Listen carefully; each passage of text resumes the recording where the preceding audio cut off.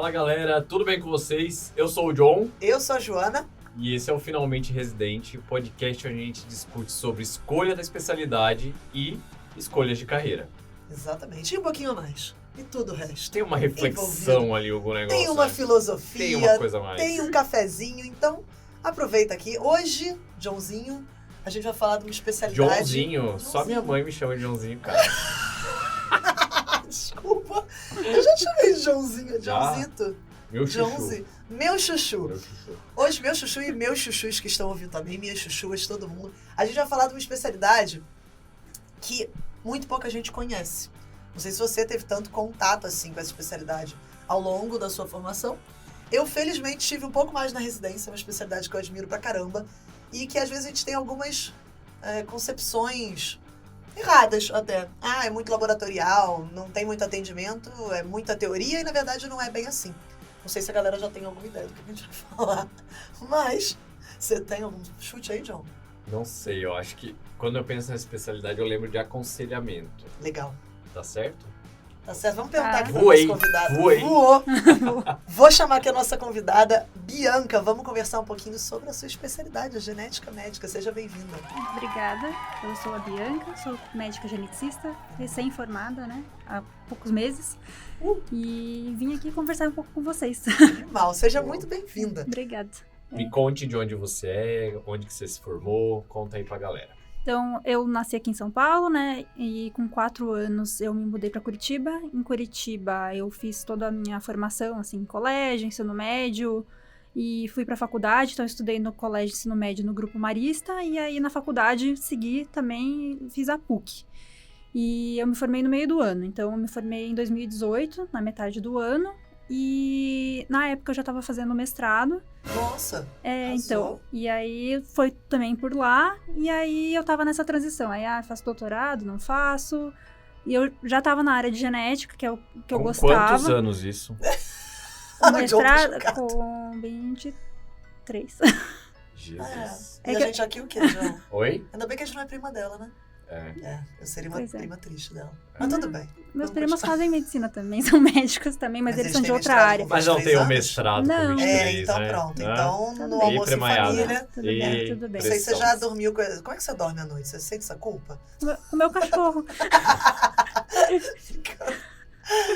E Então, depois? Aí depois você já fez o mestrado na área de genética. Você já tinha, então, essa ideia da Isso, genética. assim, vamos voltar. Então, por que Tá. que eu fiz medicina, né? Na verdade, assim, Ih, até antes. foi antes, porque no meu colégio, eles tinham um programa, isso lá em Curitiba, eu não sei se tem em outros lugares, que é o PIBIC Júnior, que é a Iniciação Científica Júnior. Legal. Então, no ensino médio, você era inserido em alguma pesquisa que estivesse acontecendo na universidade.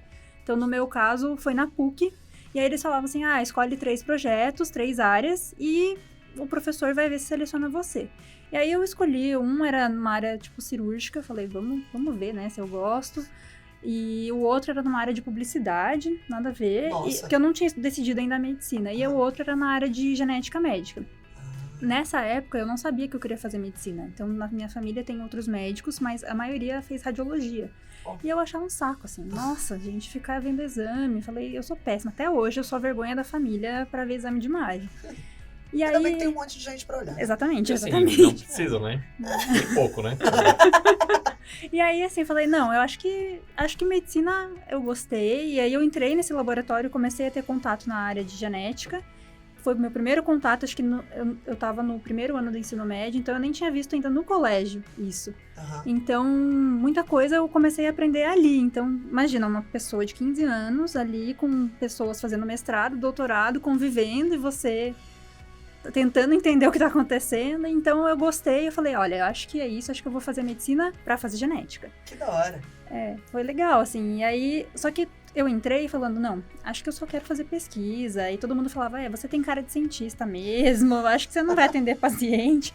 Eu falei, acho que não. Mas, ao longo da faculdade, eu fui vendo que eu gostava realmente da assistência, do contato com o paciente, e aí até que eu terminei. E aí eu fiz outras iniciações científicas ao longo da faculdade, e até que surgiu uma oportunidade de fazer um programa piloto, que era o PIBIC Master, que é uma iniciação científica que vira um mestrado. Ah, legal. Então, aí eu comecei Daí- o mestrado antes de me formar. Nossa. Você E fez aí- o PIBIC Master, John? Cara, eu não fiz nem PIBIC. Nem Ainda bem Master, que você nem Júnior. Não tá? é primo da Bianca. É. Seguiu. Não. Mas então, aí assim, eu fui na área de genética, só que era a área de genética de fendas labiopalatinas, que é uma área que eu caí meio de paraquedas, assim, falei, eu gosto de genética, mas não sei se eu gosto super dessa área, era o que o meu professor estava estudando. Legal. E aí eu terminei, me formei e eu tava assim, será que eu continuo nessa área e faço doutorado? Será que eu vou pra residência? E aí eu falei, acho melhor eu fazer residência e ver se não tem outra área dentro da genética que eu prefiro. Total. E aí eu resolvi prestar a prova, meio de última hora, assim, eu até tava estudando, mas não tinha certeza, até perdi data de inscrição de alguns lugares, me inscrevi e aí fiz as provas aqui em São Paulo. E aí me Legal. mudei e defendi o mestrado no comecinho da residência. Me falaram que tu passou em tudo. Eu Confere. acho que sim. é que Passou. eu pensei só as 4 daqui, assim, eu ia ter que sair do Paraná de qualquer forma, porque não tem residência de genética no Paraná. Então só tem em alguns estados e um deles é São Paulo. Como eu era daqui, né, tinha ainda alguns familiares aqui, falei, já que é pra sair de Curitiba, sair de casa, vou pra São Paulo. Então eu prestei nas 2 daqui, prestei em Ribeirão e em Campinas. Então, mas a minha principal escolha era São Paulo também por essa facilidade realmente de família e tal. E na época eu até nem conhecia muito sobre as residências, sobre os serviços em si. Eu só escutava assim, HC, é USP. A minha tia tinha feito rádio aqui no HC. E aí eu cresci com essa ideia, assim, nossa, eu tenho que ir pra USP, eu tenho que ir pra HC.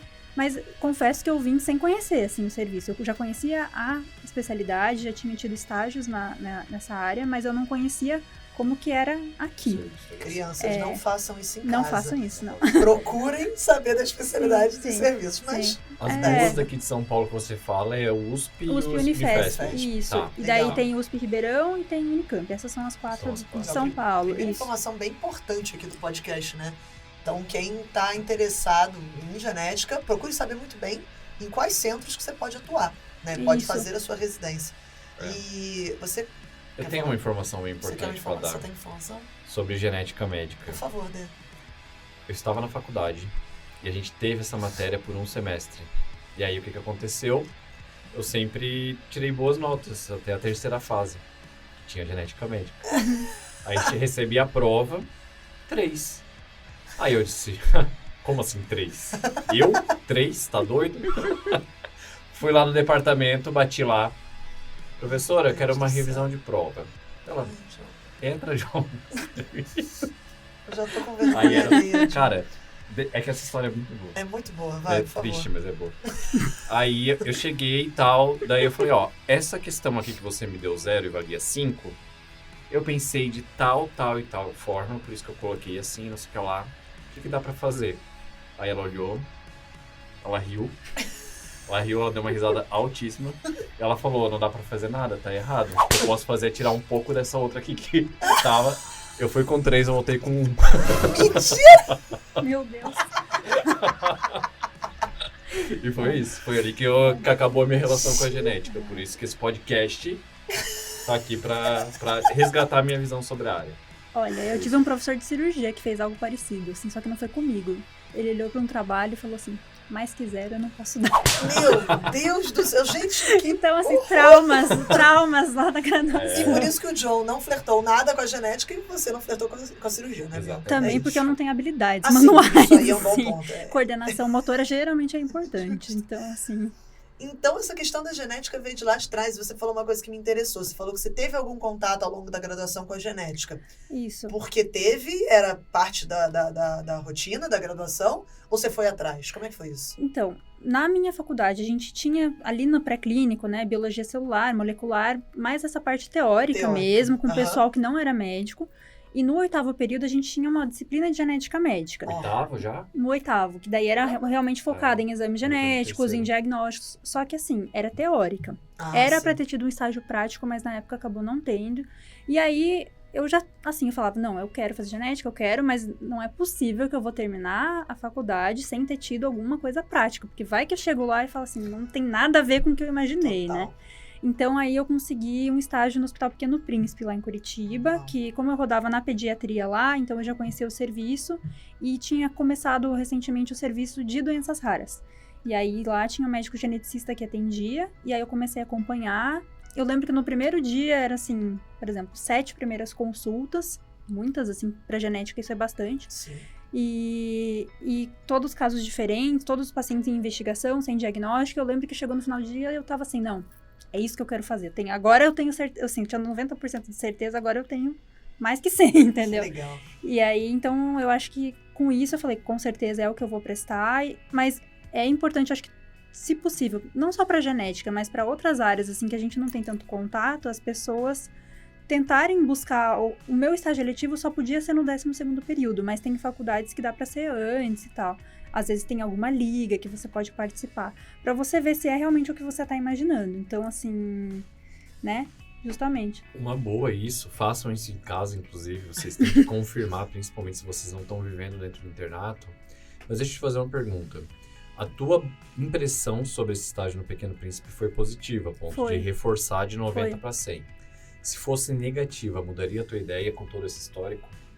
Eu acho que talvez mudaria, assim, no sentido de, não sei se eu vou prestar prova agora, talvez eu faça outra coisa primeiro, o doutorado primeiro, espere para, assim, amadurecer mais a ideia, ou talvez pesquisar mais sobre os diferentes serviços, porque ali eu conheci um serviço que não tem residência, então é o médico atendendo sozinho. Então, talvez conhecer algum outro serviço que tenha residência, que tenham vários chefes, para conhecer como que é essa dinâmica. Cada serviço tem seus pontos fracos e fortes também, né? Então, aqui onde eu fiz, tem os seus pontos fortes, a gente tem muitos grupos de pesquisa, a gente tem muito forte na área de dismorfologia, muito forte na área de molecular, muita discussão, mas tem outras áreas que às vezes deixam um pouco a desejar. E aí, da mesma forma, outros centros, você vai ter, às vezes é mais forte em erros inatos, por exemplo, em neurogenética. Então, a gente, algumas coisas às vezes tenta estudar depois por conta, a gente faz estágios em outros lugares também, para tentar fazer essa troca de informações, mas eu acho que na graduação, se você puder buscar informações de alguma forma, é o ideal, né? Total. Você já puxou o assunto próximo que eu queria trazer, que é como é a residência da genética. Acho que sempre a gente pergunta, né, que quantos anos, onde tem, a gente já conversou um pouquinho aqui em São Paulo, você já botou algumas referências, mas como é o dia a dia em cada ano, no primeiro, no segundo, no terceiro, o que você vê e que perfil? Eu acho que depois eu quero entender um pouco do perfil do geneticista, mas a gente pode deixar até para mais depois. Tá. Quem que vai gostar de genética? Eu acho engraçado, assim, toda vez que alguém me pergunta, o que você faz? Eu falo, sou médica geneticista. Eles me olham, assim, com uma cara de confusão, surpresa, e eu acho que fica passando na cabeça deles, médico geneticista, o que fazem, o que pensam, onde habitam. Isso é só médico que faz essa cara ou... Não, de outras áreas também. Médico faz. Aí eles olham, pesquisa, né? Você não gosta de atender paciente? Pera, calma, vamos voltar. Peraí. Legal. Então, assim, é uma residência de acesso direto, são 3 anos. Só que quando ela surgiu, então a residência em si surgiu lá, acho que o primeiro programa de residência foi em 77, se eu não me engano, mas a especialidade só foi reconhecida mesmo pelo CFM, acho que em 83, então demorou um pouquinho. Só que, mesmo tendo passado já todos esses anos, ainda tem pouco conhecimento, né? E, na época, muitas pessoas que atuavam eram pediatras. Então, hoje em dia, a gente ainda tem muitos geneticistas que são pediatras e depois foram para genética. Então, ainda tem essa questão, precisa primeiro fazer pediatria ou fazer clínica, mas não. É acesso direto, né? Então, eu saí da graduação, fui direto para genética. E aí, são 3 anos. Eu vejo pacientes, assim, quase todo dia, tem discussões, ambulatório, eu vejo pacientes internados. E eu falo, assim, é uma área que você vai atender com o paciente... em todas as áreas, em todas as épocas da vida. Então, pode ser uma criança, pode ser um adolescente, um adulto, pode ser uma pessoa que não nasceu ainda. Então, por exemplo, um casal que está querendo engravidar. Ou uma pessoa que já faleceu. Então, já teve um histórico de uma pessoa com determinada condição que faleceu e chega para investigar. Ou chega uma pessoa que ela não tem nada, mas vários familiares faleceram com câncer, por exemplo. E aí, ela quer saber o risco dela. Então, você tem uma área de atuação, por exemplo, a oncogenética, né? Deixa eu entender. A pessoa, às vezes vocês pegam, sei lá, um material de uma exumação para poder fazer análise ou pega na pessoa viva, só na pessoa viva, sob o risco de ter esse... Depende do caso. Mas sim. tem as duas possibilidades. Sim, aí entra na questão de análise, né? Por exemplo, o ideal é sempre você testar a pessoa que é afetada. Tem mais chance de você conseguir confirmar, mas nem sempre isso é possível. Então, às vezes, você tem algum material guardado, tumor guardado, ou era uma criança que a gente avaliou internada e no momento os pais não quiseram testar, mas a gente conseguiu guardar uma amostra de sangue. Isso pode ficar guardado, pode extrair o DNA, e o DNA pode ficar guardado vários anos. E aí, às vezes, o casal passou aquele momento de luto, volta depois aí querendo investigar. Porque chega um momento que eles, às vezes, vão pensar, tá bom, qual que é o risco de acontecer de novo agora isso? Pra eles decidirem se eles querem ter outros filhos ou não. Então, essa questão de planejamento familiar é muito importante, né? Então, assim, você falou do aconselhamento genético. Então, é isso, assim, o aconselhamento genético é meu dia a dia. Aconselhamento pré-teste. Então, antes de fazer um teste, indicar, fazer toda a consulta, fazer o heredograma, né? Avaliar todas as gerações, ver o histórico familiar, fazer o exame físico desmorfológico, que é um exame físico super detalhado, que a gente vai medir tamanho da orelha, tamanho do cílio, tamanho do dedo, assim, dependendo do caso. Então, é super detalhado. A gente olha algumas coisas que às vezes outras pessoas não prestam atenção, né? E para daí a gente ver se tem alguma suspeita e ver qual o exame mais indicado. E a gente vai explicar isso para a família, né? Não é assim chegar e falar, eu vou coletar um exame aqui, enfiar o cotonete ali na boca e falar, ó, depois a gente conversa. Não, assim, infelizmente isso acontece às vezes, mas em geral quando não tem o geneticista na equipe, porque a gente tem esse cuidado, assim, de olhar para o todo, olhar para a criança como um todo, para a pessoa como um todo, para a família. E depois que vem o resultado, fazer o aconselhamento pós-teste. E mesmo que o nome seja aconselhamento, a gente não vai dar conselhos, falar assim, olha, eu no seu lugar não faria isso não, eu acho melhor você não ter mais filho. A gente não pode fazer isso. Então, o que a gente faz a gente passa a informação de uma forma não diretiva. Então, você tenta ser o mais imparcial possível. Por exemplo, olha, o risco de acontecer de novo é 25%. Você tem de opções, tentar engravidar naturalmente, tentar ir para a reprodução assistida, fazer seleção de embriões, por exemplo, para você não implantar um embrião que tem essa determinada alteração, adotar, e aí a decisão é do casal, né? Então, o casal vai receber essa informação e vai interpretar. Então, se você fala, olha, o risco é 25%, é um risco bem alto, tá bom? Você já muda a forma como você está passando a informação, você já está sugestionando. Total. Então, a gente tem que ter todos esses cuidados, né? E na forma que a gente passa a informação e tentar, eu acho que informando as pessoas, você está dando a possibilidade deles escolherem. Nem sempre eles querem ouvir o que você quer falar. Então, já teve várias vezes que eu entrei nessas questões, porque a gente entra em várias questões éticas, questões de eugenia, e é super complexo, né? De seleção de embriões e às vezes as pessoas falam assim, não, eu não quero saber, eu não acredito, você esbarra em questões religiosas também. Eu tento trazer informação, né, e para que eles decidam, mas a escolha é sempre do casal, da família, do indivíduo, né. Que legal. Que a gente falou que era um podcast filosófico esse, hein? Não, tá e esse é um campo que eu teria interesse. Eu acho muito legal essas situações complexas que não tem certo ou errado. Você tem a ética ali, respaldando tudo, mas você tem que analisar o contexto, tem que ler a pessoa, tem que saber, tem que ter o bom senso na hora da comunicação. Sim, o bom senso é importante. O vínculo para saber até onde você pode ir ou não pode ir. Então, achei interessantíssimo. O nosso preventiver, John, tendo a palavra, não é? Adoro. Método clínico centrado na pessoa. Olha só, Olha só, demorei. Você viu que eu hesitei no meio? MCCP. Cara, legal. Que legal. E não, você falou que é complexa, né? É complexa do ponto de vista psicossocial, ético, filosófico, e é complexo também do ponto de vista técnico, né? Sim. É uma área que, na pediatria, pelo menos onde eu formei, na UFRJ, a gente tinha um mês rodando na genética e, nossa senhora, assim, eu achava de uma dificuldade enorme, assim.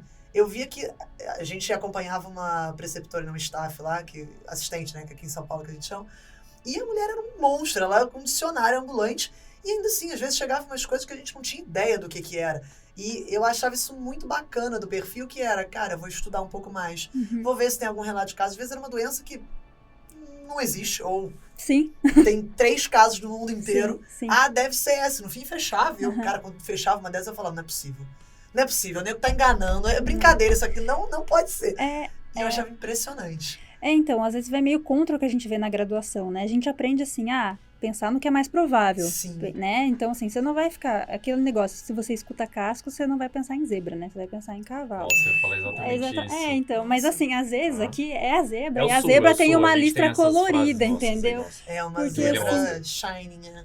É, Eu ia falar house, mas você meteu mas de lado, então, né? assim, House também falava isso. Assim, até um dos motivos de eu ter começado a gostar de medicina foi vendo House. Só que, óbvio, que hoje eu vejo e fico, nossa, que negócio absurdo. Mas eu gostava do raciocínio, que é o que eu mais gosto hoje, de você tentar juntar, assim, às vezes como se fossem umas peças do quebra-cabeça. E a minha área tem muito isso. Você tem que saber falar, eu não sei, eu vou estudar, eu vou tentar descobrir. Às vezes, ninguém sabe no mundo, tá? Então, você tem que lidar com incertezas, tem que lidar, às vezes, com isso, assim, olha, o que eu tenho a fazer agora é esperar. Daqui a um ano, talvez a gente tenha novas informações. Porque a maioria dos médicos vai lidar, ao longo da vida, com um grupo de doenças grande, mas, assim, mais restrito. Mais restrito, exato. Eu lido, geralmente, né, qualquer geneticista, a gente tem como base o OMIM, que é como se fosse um catálogo de doenças genéticas. O OMIM é atualizado todo dia. A gente tem mais ou menos 7.000 doenças. Ninguém sabe tudo de cabeça. É Socorro, impossível. Deus. Não tem como, entendeu? Se alguém falar assim, eu sei todas, tá Não, mentindo, entendeu? tá Fuja, mentindo. saia correndo. É um mau médico. Porque assim, você tem que saber falar, olha, essa condição eu nunca vi. Às vezes você nunca viu realmente, ninguém, ou olha, tem 2 casos no mundo, eu vou estudar, vou ler os artigos. Às vezes a gente já tem alguns artigos de revisão que ajudam muito a nossa vida, né? E já tem diretriz específica de acompanhamento e tal. Mas tem outras que, assim, foi descrita mês passado. Nossa. Sabe, assim, a gente tá descrevendo os primeiros casos no mundo. Acontece, aqui no HC, por exemplo, é um centro de referência. Então, volta e meia, a gente tá publicando casos assim, descobrimos um novo gene associado a uma nova doença, vamos publicar. Ninguém mais no mundo viu. Que da Então, hora. assim, o perfil vem isso. Você tem que ser curioso, você tem que saber falar que você não sabe, mas que você vai se dedicar, vai estudar, né? Porque o paciente depende de você também. Depende da sua curiosidade, do quanto você dedica, do quanto você vai atrás, vai discutir. A gente tem, por exemplo, reuniões para discutir raio-x com a equipe da rádio. Reunião da neurorádio para discutir ressonância. Então, às vezes, no laudo, tá, assim, uma coisa meio no meio do caminho, mas quando você traz o quadro clínico, você traz os especialistas junto com a outra equipe, eu já vi várias vezes na reunião você chegar no diagnóstico de alguém. Que da hora. Viram aquela chave e fala assim, pode ser tal síndrome. E aí confirmou. E é legal, eu tô ficando muito animada assim com essa nossa conversa. Nossa, demais. Mas é muito maneiro também, porque não é restrito a um sistema. Não. Ou uma parte do corpo, né? Não. Pra quem gosta de clínica, eu entendo. Uhum. Cara, na PED, vira e mexe, tem desde, sei lá, fibrose cística, que vai acometer principalmente pulmão e gastrointestinal, até uma doença específica da ponta de um tecido X, que se aborda muita coisa, né? Todas, é meio como se fossem todas as especialidades, tem troca com você. Sim. Então, quem gosta disso, acho que é um prato bem cheio aí. Agora eu tô curioso pra saber como que é o programa de residência no R1, Eu no também. R2, no R3. Porque eu vejo ali, você falou os estágios, pra mim, tudo bem estranho. A nomenclatura, inclusive, assim, do tipo, nunca tinha ouvido. Mas eu tô curioso. Eu acho que tá todo mundo curioso pra Total. ouvir. Uhum. E depois a tua visão do perfil do geneticista, assim. Qual é o conjunto de características? Exato. Tá. Consigo fazer uma leitura, mas eu quero validar pela tua visão. Tá. Exato. Então, assim, só para complementar, Sim. eu já vi algumas definições que falam a genética médica é a clínica médica das doenças raras. Eu acho que está parcialmente correto, mas a gente também tem doenças raras que não são genéticas e tem doenças genéticas que não são raras, Sim, né? total. Então, mas é justamente isso, a gente tem essa visão global da pessoa e da família.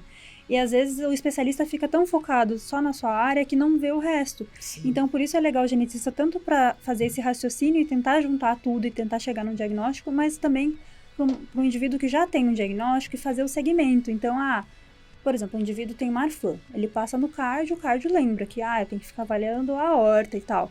Mas o cardio não lembra que tem que avaliar o olho porque pode ter luxação de cristalino, não lembra que tem que avaliar os filhos, fazer o score de Marfan, outras coisas. Então, o geneticista vai poder olhar isso, os filhos daquela pessoa, ou ver os pais, às vezes aquilo foi herdado, vai lembrar, olha, o que é o segmento recomendado? Fazer anual, avaliação oftalmo, avaliação auditiva, avaliação não sei do que, de acordo com cada especialidade, e aí então ele pode fazer essa coordenação do cuidado também. Legal. né? Então, também tem isso. A residência, como que é?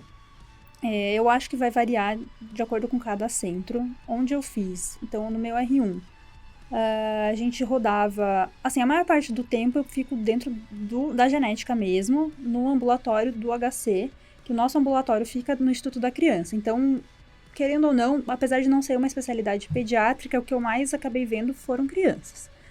E aí a gente tem ambulatórios, por exemplo, de dismorfologia, então de dismorfismos, que tem malformações e tal. A gente tem ambulatório de displasias esqueléticas, então acondroplasia, osteogênese imperfeita, né, condições assim, e outras muito mais raras.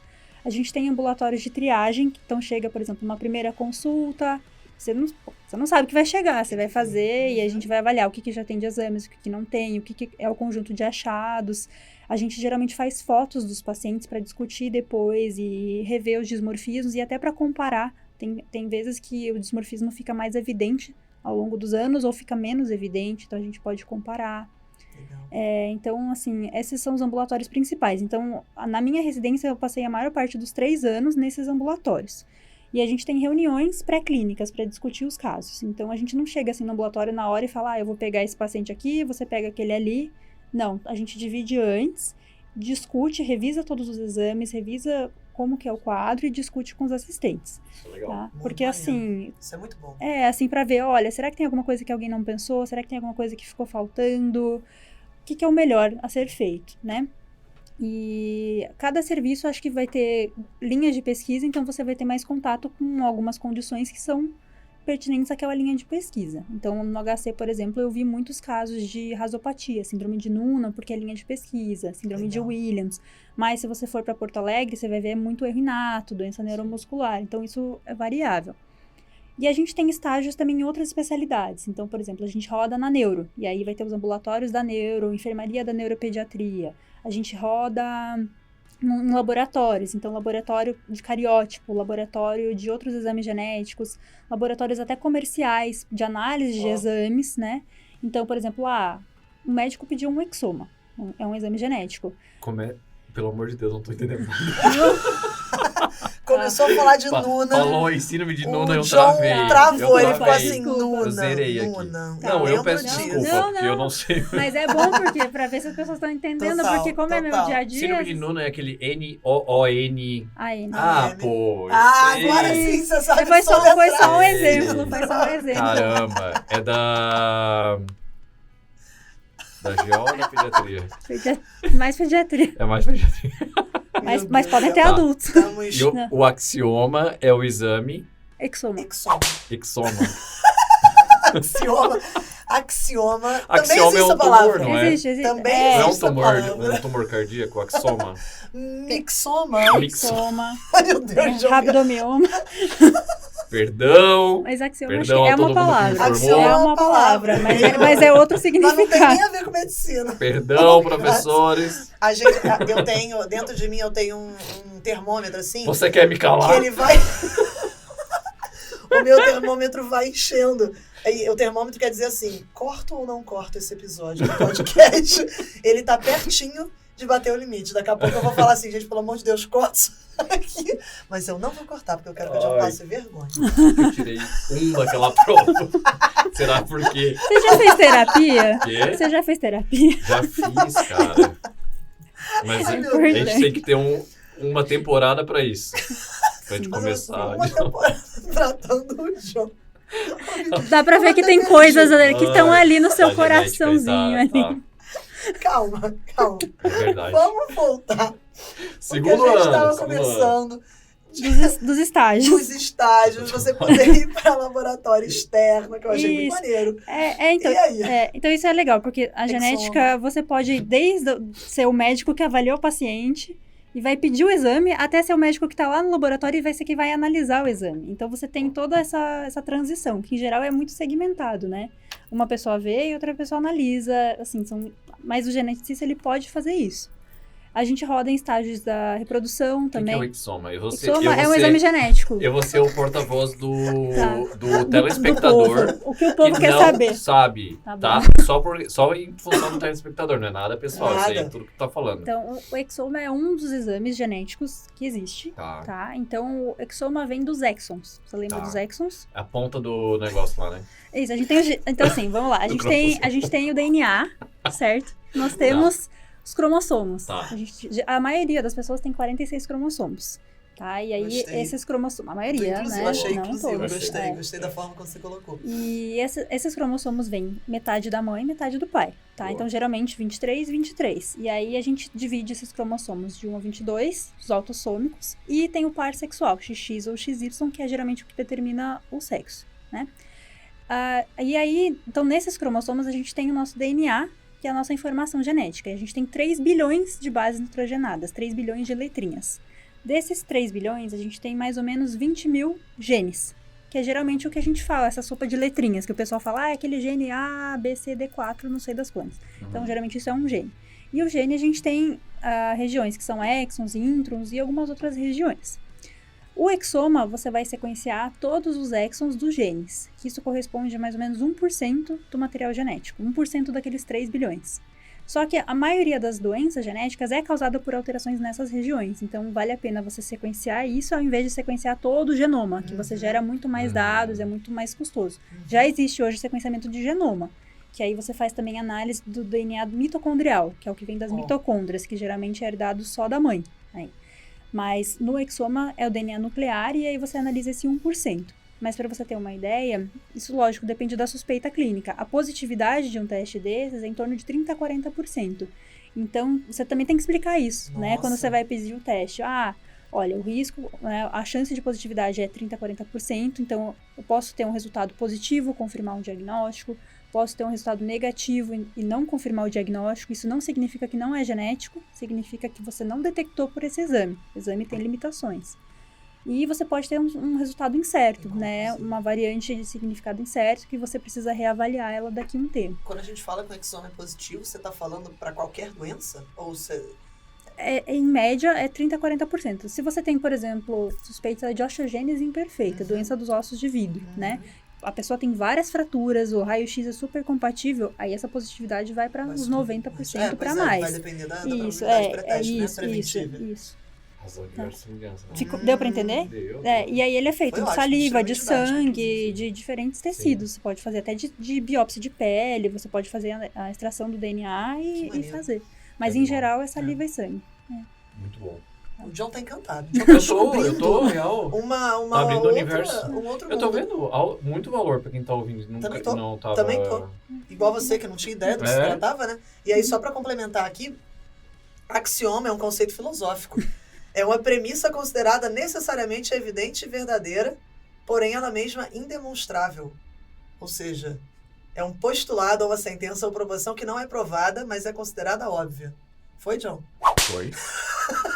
Profundo. Eu falei que era um podcast filosófico e está sendo um podcast filosófico. Voltando. Vamos prestar aqui atenção no... Terceiro ano. Boa. Terceiro ano... então, no segundo ano, especificamente no HC, mas isso muda também, a gente vê os pacientes internados. Então, por exemplo, pacientes que estão na UTI do INCOR, na UTI de algum centro, bebês principalmente, mas às vezes crianças maiores, até adultos. Ou na neuro, por exemplo, internados, e fala assim, olha, a gente está achando que pode ser algo genético, chama, a gente avalia. Então, a gente, no R3, aí tem mais estágios externos, especificamente onde eu fiz residência, então tem estágio em Porto Alegre, para ver a parte dos casos de erros inatos, casos de neurogenética, neuromuscular. Dentro do programa da residência da USP. Vocês vão até Porto Alegre. Isso, e faz estágio no HC de lá. Mas Mas a gente tem casos de erro inato aqui, de neuromuscular também, que a gente também roda em outros estágios. Só que aí geralmente é paralelo. A gente está no ambulatório da genética e alguns dias da semana vai nesses outros ambulatórios. Então a gente tem vários estágios paralelos. Com o pessoal da vascular, que vê essas malformações vasculares, com o pessoal da neuromuscular, que vê, por exemplo, do Xene, no pessoal da GO, que tem a parte de reprodução. Então, bastante. E no R3 tem estágio na oncogenética também. Então, que é uma outra área que a gente acaba vendo bastante adulto em geral, né? E aí tem de tudo, desde a pessoa que já tá com câncer naquele momento e vem para avaliar se tem risco de ser algo genético, que ela possa transmitir para os filhos dela, ou que possam ter outras pessoas em risco, ou que talvez tenha uma medicação específica para a alteração que ela tenha, que possa melhorar o tratamento. Até pessoas que nunca tiveram nenhum tipo de tumor, mas vieram porque tem casos na família, ou paciente que chegou porque já está no 5º câncer e falaram, vai passar com um geneticista porque tem alguma coisa diferente, assim. Então, é bem variável, mas é uma área de atuação também. Então, a gente tem esses estágios externos, assim, também. Achei legal que você trouxe uma coisa que, por exemplo, para mim, eu não tinha tanta clareza. Mesmo tendo tido mais contato com a genética, eu tive contato exclusivamente ambulatorial. Então, quando você traz essa possibilidade de UTI, de acompanhamento do paciente internado, seja na enfermaria, na UTI, eu acho muito interessante, porque amplia o leque de uma forma que, de uma maneira geral, na realidade, a impressão que eu estou tendo ao longo desse podcast é que área ampla. Dá para você ir para qualquer área que você queira. Sim. Eu queria até te perguntar um pouquinho mais sobre, especificamente, terapia gênica, se é uma coisa que também a gente vê cada vez mais nas áreas, tem crescido. E qual o papel do geneticista neste ambiente também? Você falou do laboratório externo, por exemplo, para exame, né? E aí realmente faz todo sentido. E na parte terapêutica também tem sido assim, imagino que de muita pesquisa, né? Também deve ter sido um crescimento ou não? Sim, agora, assim, então por exemplo, dessas 7.000 doenças, tem muitas que você não tem um tratamento ainda específico já aprovado, mas tem várias que têm tratamentos em andamento, né? Estudos clínicos, enfim. E, então, existem centros que fazem, sim, terapia gênica. Em Porto Alegre, por exemplo, eles fazem para vários erros inatos. Tem alguns estudos sendo feitos. Aqui no HC tem também, acho que em algumas outras áreas. O nosso grupo não faz, mas tem outros grupos que eu acho que fazem, sim. E é uma área, com certeza, de atuação do geneticista, tanto, acho que na parte como médico responsável do estudo também, né, de recrutar os pacientes, de selecionar e de explicar o que é. Mas se você quiser ir também para a área mais laboratorial, você pode, você tem essa liberdade. Então, eu já vi, tem um residente até agora que ele entrou na residência achando que ele não ia atender paciente, ele achava que ele ia ficar só em laboratório. E ele falou, eu queria que alguém tivesse me explicado que tem essa parte de assistência. E agora ele se encontrou em algumas áreas específicas e tem gente que você pode terminar a residência e atuar só em laboratório, se você quiser, só fazer análise, né? Ficar lá num laboratório comercial analisando exames, ou ir para pesquisa e ficar só fazendo pesquisa. Ir para terapia gênica, é possível, né? E aí a terapia gênica você pode desde ser a pessoa que vai ter contato com o paciente e vai talvez infundir a medicação, junto com o neurocirurgião, se for uma coisa intratecal, por exemplo. E você pode ser aquela pessoa que vai estar lá com os ratinhos, fazendo a edição para ver se funciona neles, você corrigir a alteração que eles têm. Sim. Então, depende do seu interesse. A cara do João tá maravilhosa aqui, tá valendo. Eu acho que é um dos podcasts que eu fiquei mais consternado, eu acho. Porque eu tô meio... Sabe quando você fica meio paralisado? Eu falando, cara, que massa. Cara, eu não tinha a mínima ideia. A gente, antes de começar esse podcast, falou isso, né? Os podcasts que a gente tem menos contato, às vezes são os podcasts que mais surpreendem a gente. Então, quem tá aí ouvindo... Primeiro, quem tá só ouvindo, vale a pena abrir o YouTube pra ver a cara do John. Segundo, quem tá ouvindo e conhece aí amigos que, querem conhecer outras especialidades, sair um pouco do óbvio, talvez... Uma pessoa que tem esse perfil... Você até fez essa pergunta, né, John? Qual é o perfil do geneticista? Então, daqui a pouco a gente entra nisso. Mas eu tô entendendo que é um perfil curioso, um perfil de quem gosta muito de estudar, gosta de uma área mais ampla. Manda esse podcast para essa pessoa, porque vai ser bem bacana. Tá sendo pra gente. Que bom. E aí, perfil do geneticista? O que você diria, assim? Quem é a pessoa que escolhe fazer genética? Eu acho que, assim... Médico, como um todo, é um pouco diferenciado, né? Um grupo esquisito. A genética, ela inclui pessoas diferenciadas. Assim, porque não é uma área que todo mundo gosta, não é uma área que todo mundo vai atrás. Então, acho que as pessoas também que vão pra genética, em geral, são pessoas que são inteligentes. A maioria dos médicos é inteligente, mas assim, você tem que ser, porque você vai lidar com coisas difíceis, coisas que a teoria é difícil, a prática é difícil, você tem que ter raciocínio, você tem que pensar, às vezes, meio fora da caixa, para ver se você chega a alguma conclusão. Então, tem que ter, acho que é essa parte desse perfil. Acho bom ser uma pessoa com bom senso, Porque você vai ter que lidar com uma comunicação difícil. Parece óbvio, mas não é tão óbvio assim. E cada vez mais infrequente. Então assim, é um bom ponto. Você lida com situações difíceis, com casais que às vezes já perderam 3 filhos com aquela doença e você vai ter que conversar com eles, passar o risco de recorrência, informar, olha, o seu filho tem tal condição, não tem um tratamento que exista nesse momento, né? Então, tem que lidar com essas condições, assim, e então tem que ter essa consciência. Você vai lidar em vários momentos com notícias difíceis.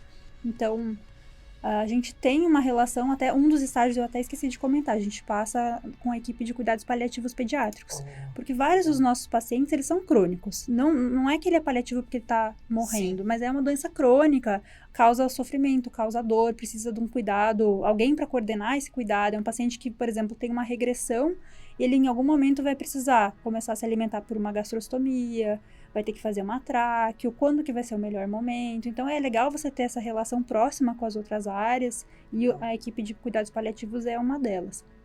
Acho que se você também gosta da área de bioinformática, também essa área... fala, não quero ver paciente, eu quero ficar analisando, ficar em laboratório, é legal, é uma área boa. Então, a bioinformática é uma área que cresceu muito, mas saiba que se você fizer a residência, você vai passar 3 anos vendo o paciente. Depois, se você quiser ficar só em laboratório, ok. Mas, por 3 anos, você vai ter os seus pacientes para acompanhar, examinar e tudo mais. Se você gosta de bioquímica, também é bom, assim, então é uma área que às vezes você tem que resgatar esses conceitos que, às vezes, lá no pré-clínico, fica todo mundo, nossa, que saco, quando que vai começar a medicina? Mas, às vezes, eu preciso saber isso. Pois já tinha começado, galera. Ih, Lenier, velho. Tá nós. Então, você fica assim, às vezes a gente vai ter que resgatar esses conceitos pra poder aplicar e ver, é um defeito, sei lá, no metabolismo da serina. Será que se eu fizer reposição da serina, esse paciente vai melhorar? Talvez sim, talvez não. Então, é diferente a forma de tratamento. Ele tá com uma cara, assim, de muito assustado. Assim, a gente não vai ser a equipe que vai ficar lá, por exemplo, na UTI, que vai ficar prescrevendo, que vai avaliando todo dia, que vai ser responsável pelo paciente. A gente vai servir como essa consulta, né? E tentar conversar, explicar o que é esperado naquela patologia, ou quais são as nossas suspeitas e tudo mais. Então, acho que o perfil é uma pessoa curiosa, uma pessoa que gosta de estudar, uma pessoa que não se frustre fácil, porque você vai ter muitas incertezas e você vai aprendendo com isso também. Uma pessoa que se importe com seus pacientes, né? Para você não largar assim, daqui a 1 ano eu vou pensar no caso. Talvez esse 1 ano faça muita diferença. Que fale inglês, tá? Porque quase toda a literatura tá em inglês, às vezes em outros idiomas também, mas em português, em geral, são coisas que não estão muito atualizadas, então é o ideal você falar inglês. Legal.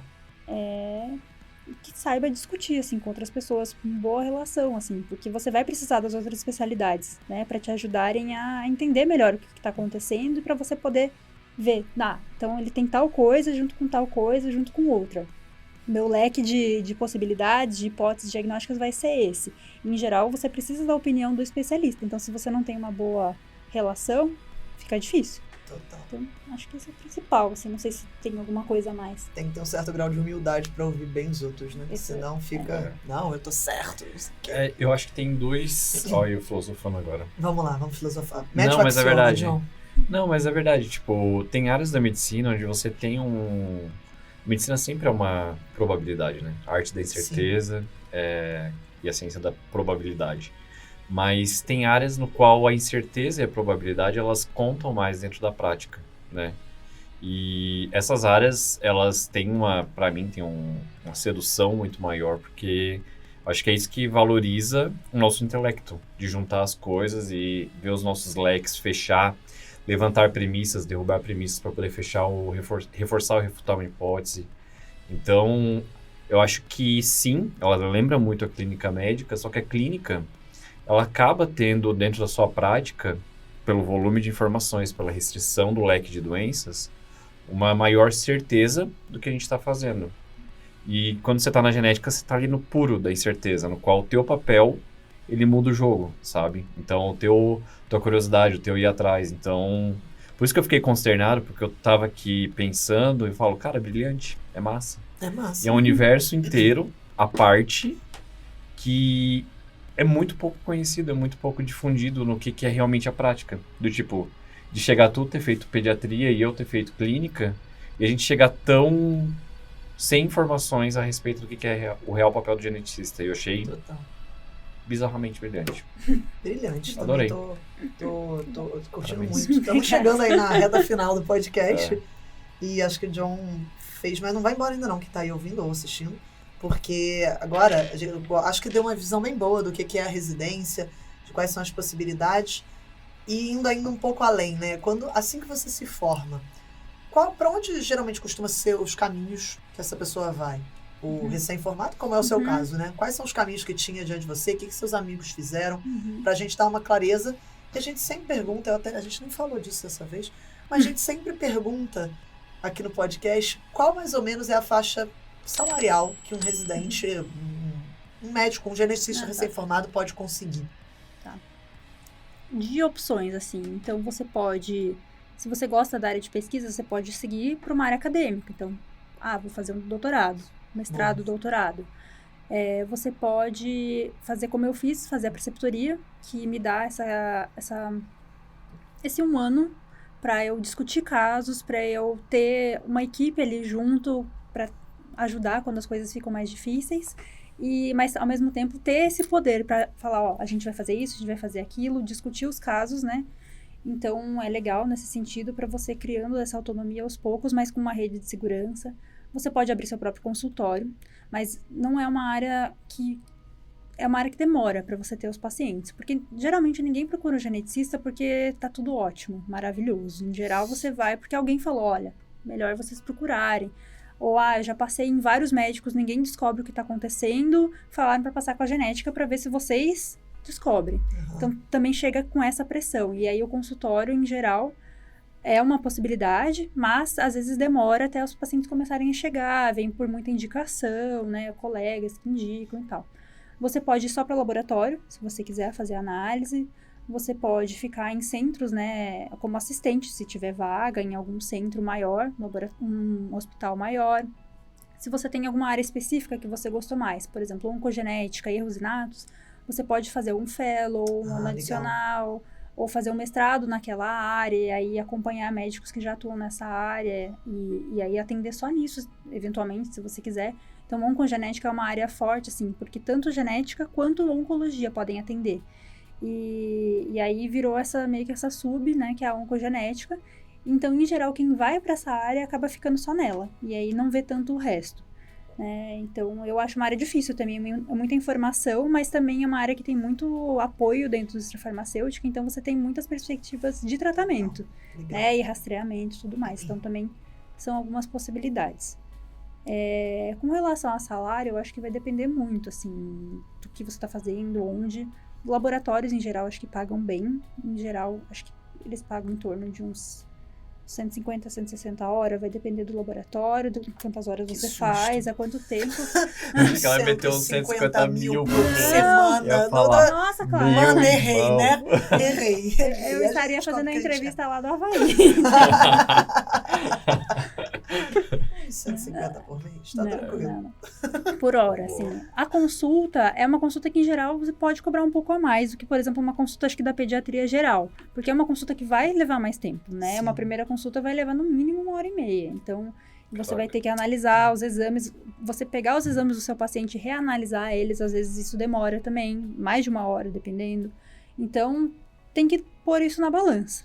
Né? Então, você pode cobrar um pouco a mais e também ir subindo ao longo da sua experiência e tudo mais.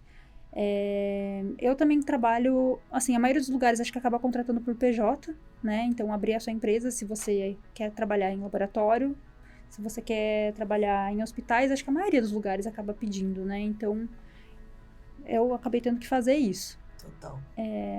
E aí, enfim, acho que essas são algumas possibilidades. É bem amplo já logo de saída, né? Tem bastante, por mais que o consultório seja difícil, você pode começar e você pode fazer vários outras possibilidades. Teve uma coisa que eu não perguntei. Posso perguntar rapidinho? Pode falar. Por favor. O John ainda está embasbacado aqui. Eu queria saber da residência em si, tem plantão? Na minha, não. Aham. Mas tem outras residências de genética no Brasil que tem. Ah, interessante. Na minha não tem, porque foi reformulado o currículo. Tinha pros meus R+. E aí, quando eu entrei, tinha mudado.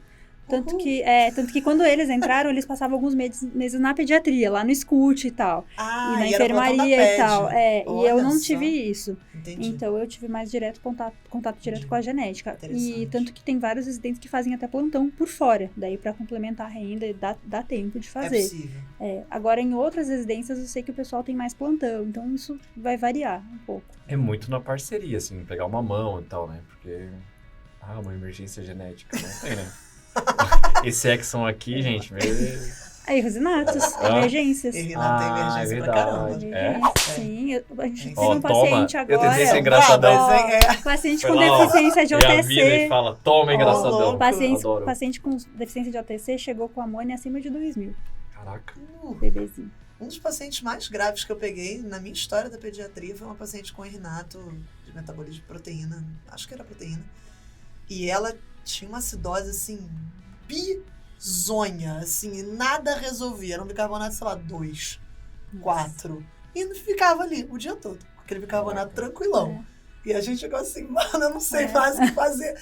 Como eu queria ter um geneticista do meu lado naquele momento. Hipoglicemia refratária. Você fica, tipo, direto dando glicose e não melhora. Talvez seja um Renato causando hipoglicemia, né? Mas ele tem que fazer os diferenciais com outras causas. Então, assim, erro inato é uma área que pode se manifestar em todas as fases da vida. Tem erros inatos do adulto, mas, em geral, é na infância. Sim. Tanto que agora até começou aqui em São Paulo, na triagem neonatal, virou a triagem ampliada, né? E aí tem o perfil Tandem, que inclui alguns erros inatos, né? Então, para tentar ajudar nesse diagnóstico precoce e tudo mais. Mas, acho que vale a pena você pensar, o paciente está super grave, não está respondendo, será que é só sepsis ou será que pode ser um erro inato? Entrar nesse diferencial, e aí o geneticista pode auxiliar nesse diagnóstico para ajudar nesse tratamento. Tô me sentindo péssimo. Toma, John. Mas tudo bem, mas realmente, eu meti essa, e elas vieram assim, ó, me metralharam de exemplos, dizendo, John, vem aqui, baixa a bolinha aqui, ok. Mas não, assim, eu não recomendo que você me chame para reanimar um paciente. Vou reanimar? Vou. Talvez eu não seja a melhor pessoa para fazer isso. Não tem escolha, né? Tem que reanimar. Sim. Vamos reanimar. Fiz um juramento e tudo mais. Me diz uma coisa, Bianca. Depois que você... Para finalizar, eu acho, só para fechar um raciocínio de quem tá ouvindo. A gente tinha discutido antes, até de começar a gravação, de que tinham poucos geneticistas no Brasil, né? Uma especialidade que tem poucos profissionais. Mas também a gente viu que tem um campo amplo, né? Em relação ao mercado pós-residência, é fácil se colocar, independente da escolha da área, ou pelo fato de ser também algo específico que nem todo serviço tem, tá saturado em relação à introdução no mercado? É uma Na tua área visão, né? É uma área que tem poucos especialistas, né? Então, 300 e poucos geneticistas e a maioria acho que tá aqui em São Paulo. Então, aqui é uma área que tá realmente muito geneticista, mas também é uma área que drena muitas pessoas que precisam de geneticista. Total. Então, eu não sei se eu tive sorte, mas eu saí já com alguns empregos, um aqui, um ali, tinha preceptoria, consegui algumas coisas. Então, assim, eu acho que você ter uma boa relação também com os seus chefes na residência ajuda nisso. Então, alguns empregos eu consegui porque meus chefes falaram, olha, eu gosto de você, gosto da forma que você pensa, que você atende, vou te indicar para tal posição. Então, isso é sempre bom, né? Você ter bons contatos. Eu acho que talvez para consultório seja um pouco mais difícil aqui, porque está realmente um pouco mais saturado, mas eu vejo pacientes às vezes que, olha, já passei em 2 geneticistas, você é o terceiro. Você já fica assim, né? Por quê?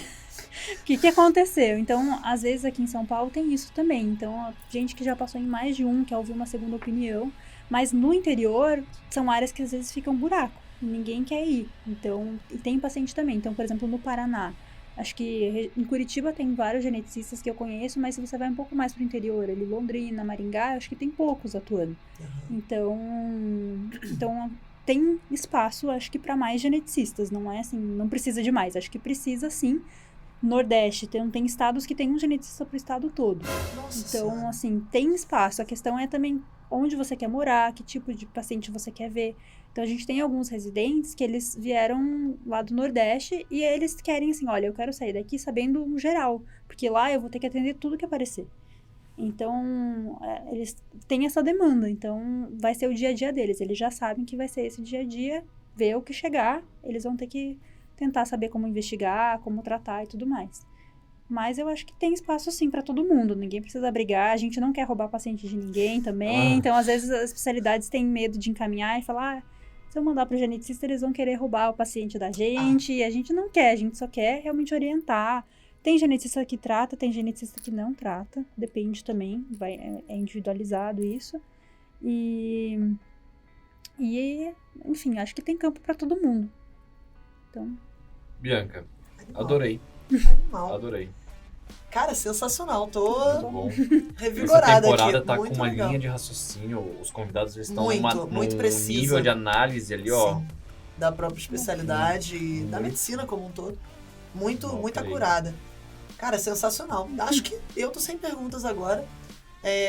Eu não lembro exatamente que episódio é esse, a gente tá mais ou menos na metade da temporada, mas tem uma coisa que a gente tem avisado, né, que eu acho que é bacana a gente lembrar aqui. Galera que tá ouvindo, que tá gostando, que já ouviu alguns outros episódios dessa temporada, das temporadas anteriores, a gente tá com um formulário aqui na descrição para vocês mandarem feedback, mandar sugestão de outras especialidades que vocês tenham interesse.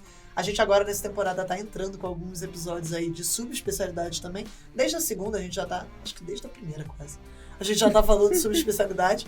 Então, que houver aí de interesse, manda pra gente, que a gente vai analisar, vai avaliar se faz sentido. E sempre feedback, crítica, sugestão, sempre muito bem-vinda. Inclusive, Genética Médica foi um pedido de vocês Foi. pelo Instagram. Total. E agora a gente tem um canal oficial aí pra vocês mandarem sugestões e desafiar eu e a Joana a entrar nesses universos representando vocês. É isso. Então, se você se sentiu representado, também mande aí no formulário. É isso. E é isso, galera. É isso. Bianquinha, muito obrigada pela sua Obrigada. participação. Tem algum último recado que você quer dar? acho que se vocês ouviram até aqui, não caíram no sono, talvez genética Jamais. seja a sua especialidade, assim. Então, acho que só saber mais sobre a área, e mesmo se for outras áreas específicas também, tentar ir atrás e vai dar certo. Tem lugar pra todo mundo. O John tá saindo confuso depois desse último recado, né? Se não sentiu sono até agora, o John tá com um olho brilhando. É, Pra quem não tá É. vendo, acho que o John vai sair daqui e vai falar, talvez. Talvez. Né, John? Então, gente, muito obrigada aí pela participação. Ó, estamos disponíveis onde, John? no @medway.residência médica, No nosso no Instagram. no YouTube, no canal Medway, Isso. né? Medway. Só Medway. Só Medway. É isso aí. Os únicos E- Medway do país, do E mundo quais é e da produtores de galáxia. áudio que a gente tá? A gente está aqui, onde você tá ouvindo, que eu não sei onde é que é. A gente tá no Spotify, tá no Deezer, tá no Amazon, tá no Apple Podcasts. E é isso aí. Mande pro seu coleguinha. E tanto esse episódio quanto os da temporada anterior, fica de olho aqui nos próximos episódios. Toda quinta-feira a gente tem um episódio novo saindo. E como sempre, um prazer gigantaço estar aqui com vocês. Beijo grande. Valeu, E a gente. gente se vê na Obrigado, próxima. viu? Obrigada.